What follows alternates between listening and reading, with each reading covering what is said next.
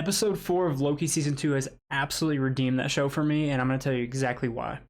After last week with the possibly one of the most cringiest episodes of Loki and some of the strangest decisions by Marvel with Miss Minutes and Renslayer being in love with Timely, I kind of lost hope a little bit because that episode honestly for me was like a 6 or 7 out of 10 when the first two episodes were a 9 or 10 out of 10.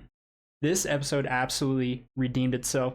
I think the pacing was fantastic. It was funny. There was a lot of action. You have no idea what was about to happen. And everything started to come together a little bit, especially whenever he had to prune himself. Now we know who pruned him. It was him.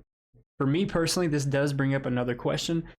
When Loki told Sylvie about this event that the TVA was going to be falling apart and all this, she was talking about how nobody's in control, nobody's controlling the timeline, so the future is not actually set. So what he saw might not even happen.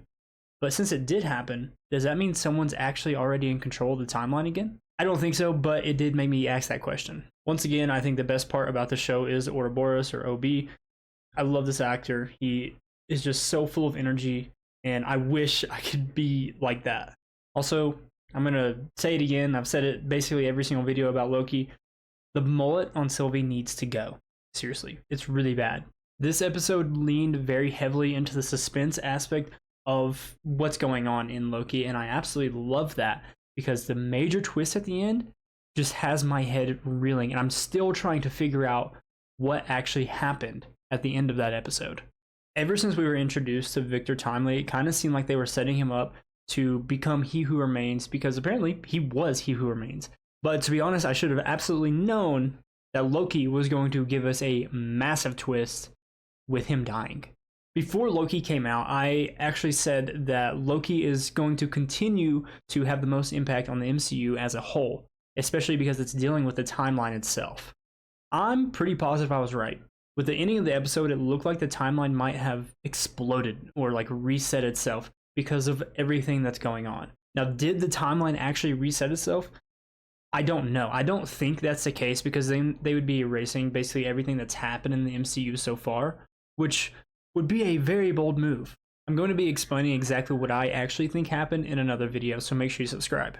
I will say that this episode honestly wasn't another 10 out of 10, but I will give it a 9 out of 10.